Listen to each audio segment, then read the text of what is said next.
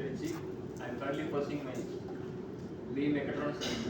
So என்ன பார்க்க போறோம்னா டிஃபார்மேஷன் தான் எப்படி கண்டுபிடிக்கணும்னு பார்க்க போறோம். இப்போ ஒரு பாடி இருக்கு.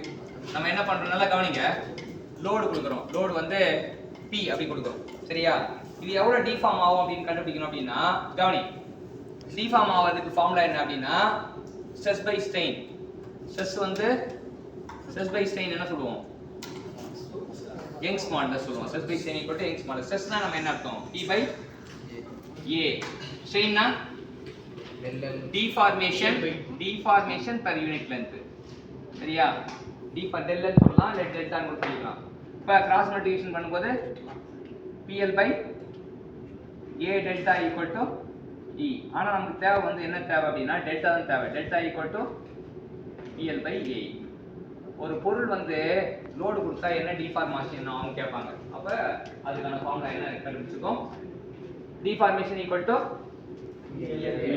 அவ்வளவுதான் ரெஜிஸ்டர் பண்ணிக்க. Deformation equal to PL by A. சரியா?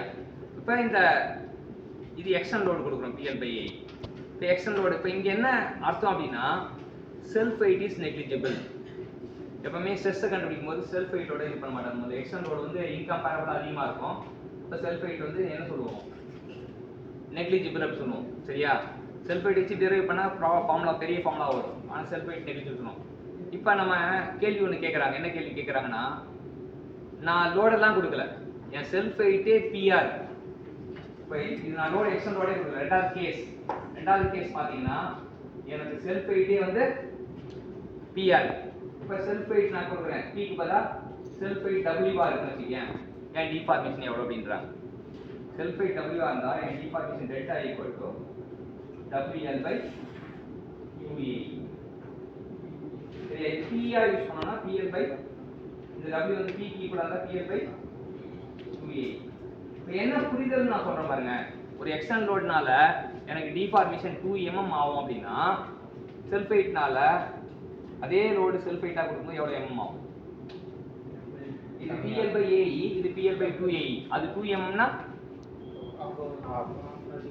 2 ல half எவ்வளவு? 1 mm. இதை விட ரெண்டுமே ஈக்குவல் லோடு. புரிஞ்சுக்கங்க. நான் ஒரு 100 நியூட்டன் வந்து இங்க அப்ளை பண்றேன். என்னவா அப்ளை பண்றேன்? எக்ஸ்டர்னல் லோட அப்ளை பண்றேன். இங்க செல்ஃப் வெயிட் வந்து நெக்லிஜிபிள். இது கேஸ் 1. இங்க அந்த டிஃபார்மேஷன் 2 mm வருது. சரியா? கேஸ் 2 ல பாத்தீங்கன்னா அதே 100 நியூட்டன் வந்து என்னவா இருக்கு? செல்ஃப் வெயிட்டா இருக்கு. 100 வந்து செல்ஃப் வெயிட்டா இருக்கு. அப்ப எவ்வளவு டிஃபார்மேஷன்? 1 mm ஆகும். ரெண்டுமே இங்கேயும் 100 நியூட்டன் தான், இங்கேயும் 100 நியூட்டன் தான். ஆனா அங்க எக்ஸ்டர்னல் லோடு இங்க செல்ஃப் வெயிட்ல பாதி தான் நமக்கு டிஃபார்ம் ஆகும் அப்படின்னு புரிஞ்சுக்கணும்.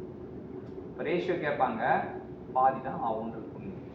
அது ஃபார்முலாவா கேட்டாங்கன்னா PL by AE. இங்க ஃபார்முலா வந்து PL by 2AE. PL by AE விட PL by 2AE 1/2 மடங்கு கம்மியா இருக்கும். அங்க 2 னா 2 divided by 2 1 mm வரும். சரியா? அதான் ரெண்டு ஃபார்முலா. அதாவது இந்த ஃபார்முலா எப்படி நோட் பண்ணிக்கிட்டீங்கன்னா deformation due to first self weight போட்டோம். deformation due to external load delta equal to PL by AE. Note பண்ணிட்டீங்களா? அடுத்த case 2 deformation due to self weight, அது PL by 2AE. அவ்வளவுதான். W வந்து நான் உங்களுக்கு புரியணும். self weight தான் W காட்டினா அங்க PA போட்டுக்கலாம். PL by 2AE போட்டுக்கலாம். சரியா? Thank you sir. பாராட்டி.